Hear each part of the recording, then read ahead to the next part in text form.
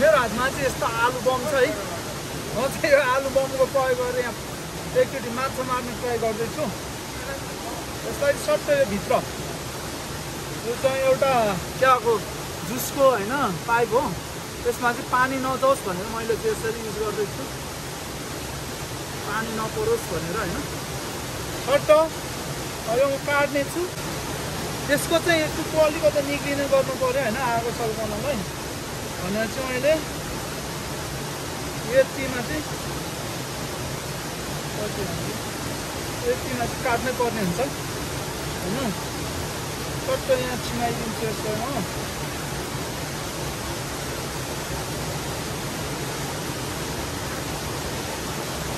आलु बमको धमक्का भन्ने जस्तो हेरौँ, आलु बमले चाहिँ कति माछा मार्दो रहेछ खोलामा है।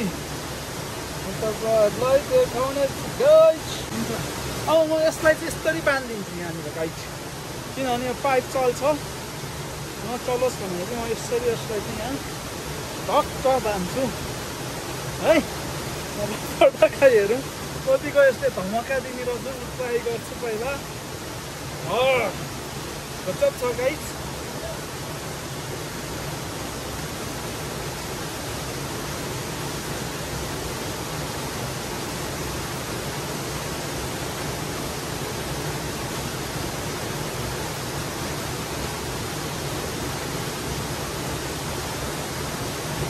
कि बम खेरा गयो कि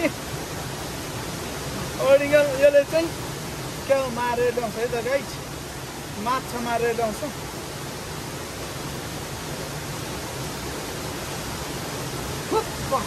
अब चाहिँ त्यसो गर्छु यसलाई, पानी नछिरोस् भनेर चाहिँ।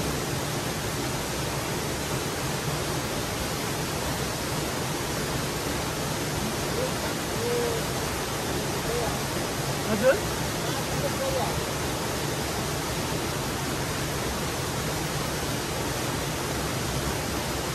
एउटा ढुङ्गा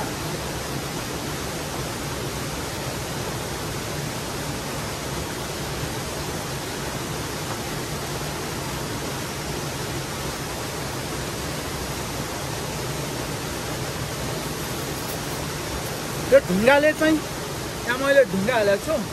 यो ढुङ्गाले चाहिँ यो बमलाई शुद्ध भित्र लगोस् भनेर चाहिँ यसरी मैले तयार पारेको छु है गाइस हो। यसलाई चाहिँ यसरी धागोले बाँधिदिन्छु म होइन, बम बिचमै नछोडोस् भनेर चाहिँ ठ्याक्क।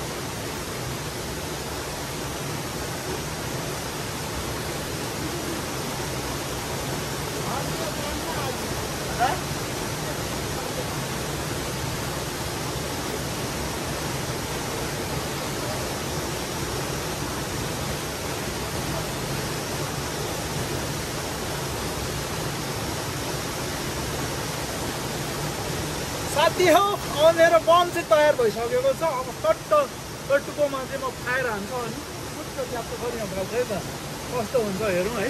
काम गर्दछु नगर्दछु एकचोटि म ट्राई मार्छु है साथीहरू। अब गाइस म यो बमलाई अब त्यहाँ बम गर्नु गइरहेको छु है।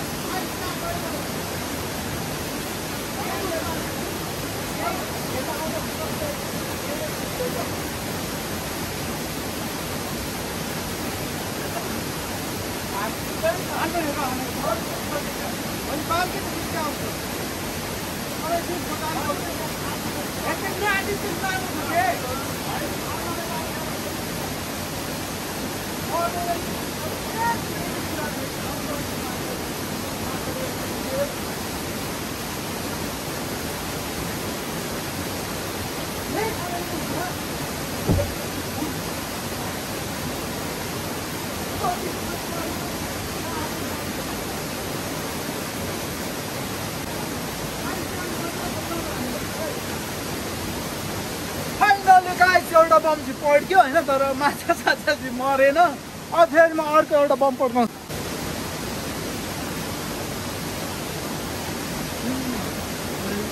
यहाँ जानु पऱ्यो है, यसरी चाहिँ यहाँ जानु पऱ्यो। ल गाइस फेरि म अब लगेर चाहिँ ड्याममा दिन्छु होइन यी माछामा चाहिँ दिनु परेन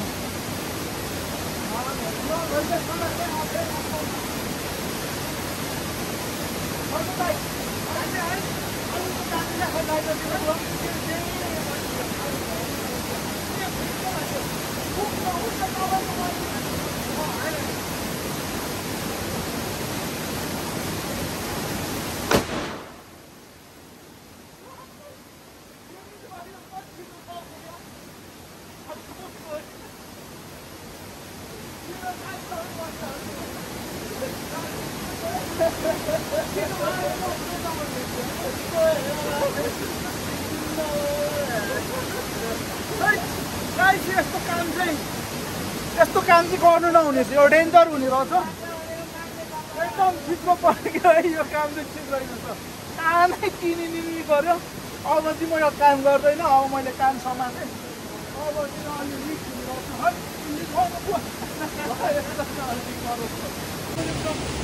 फाइनल्ली गाइस आलु बम हान्दा चाहिँ होइन आगो फायर गरेर फाल्दा फाल्दै पोखरीमा नपुग्दै पड्केर होइन हामीलाई चाहिँ साथ गयो हाम्रो चाहिँ हाम्रो घैले भाइको पनि कानै सुनेन अरे मेरो पनि क्या कानै अहिलेसम्म किनिदिने गरिरहेको छ यस्तो काम चाहिँ बिल्कुलै गर्नु नहुने रहेछ यो चाहिँ रिक्स रहेछ अब यो चाहिँ जस्ट मैले ट्राई गर्नलाई चाहिँ 2टा आलु बम लिएर आएको थियो एउटा चाहिँ गएर पानीभित्र पड्क्यो तर त्यस्तै कुनै पनि माछालाई मार्न सकेन होइन अनि मैले फेरि सेकेन्ड लटमा चाहिँ अर्को बम हालेर पड्काएको फाल्दा फाल्दा ड्याममा बिच बाटोमा पड्केर चाहिँ हाम्रो साथी भयो अब चाहिँ म यस्तो कहिले गर्ने छैन यसरी ख्यालख्याल गर्दाखेरि ध्यान पनि जान सक्छ त्यही भएर मैले चाहिँ अब छोडिदिएँ अब चाहिँ म आज यतिकै गरेर चाहिँ घर फर्किन्छु मेरो साथी गइरहेको छ है त गाइस बाइ